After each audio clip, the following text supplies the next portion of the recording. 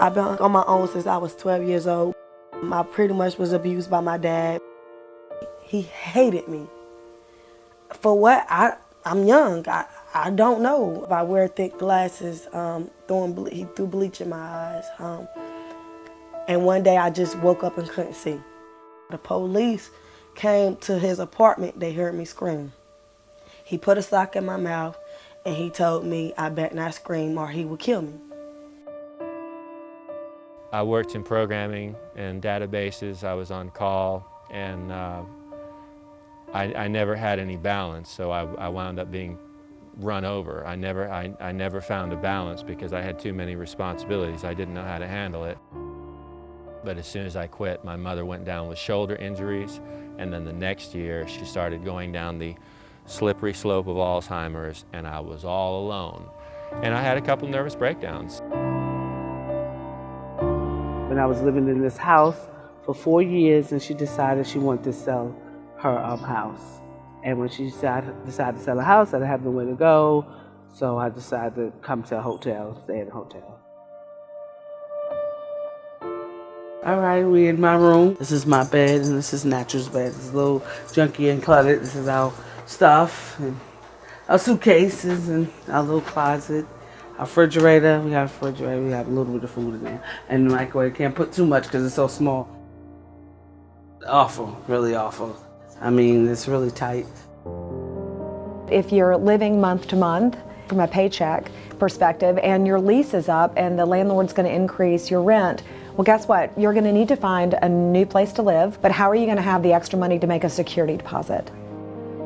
So what happens more often than I think people realize is that a lot of families end up going into motels. I actually was homeless as I was pregnant with him. I pretty much, started staying in a hotel room so my kids can have a roof. I'm just at peace now because I'm not abused. I'm living okay. I might not have money and everything that I need, but as long as my kids see another day and not being out there in the cold, walking with me sleeping in the car, or my daughter seeing another man hitting me, I'm trying not to cry. I've kind of been through a lot, So. When I say depression, I'm not talking about boo-hoo-hoo emotional depression. I'm talking about your body just being run over. Sometimes I could think and sometimes not. I couldn't pay the water bill. You don't fully appreciate something until you lose it.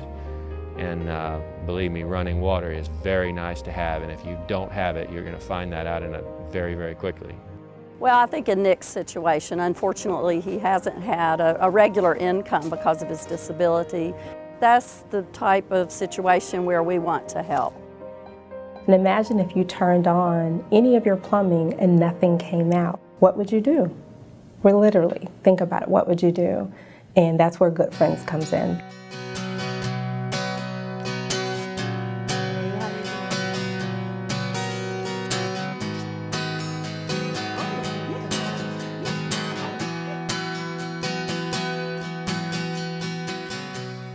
So this is a gift card. Okay. Then we want you to get something for you, okay?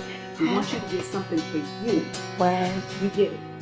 This is from nothing but God and all of the good women and good friends. You get something for you, okay? Please do that. Do not spend this on the kids. Okay. I'm loving this hat. I'm gonna put this on right now. Okay, now. When you've received some kindness, you want to be kind to others and pass it on. They helped me with rent. I say God bless them, may they continue doing what they're doing. There's so many needs in our community. We want you to be part of this sisterhood and movement to make life better for our neighbors. I really don't have words for it because I'm so happy, and I want to thank you guys because you guys really inspired me and made me feel like my family didn't. I made me feel like I am a good mother and I am better than what I've been through.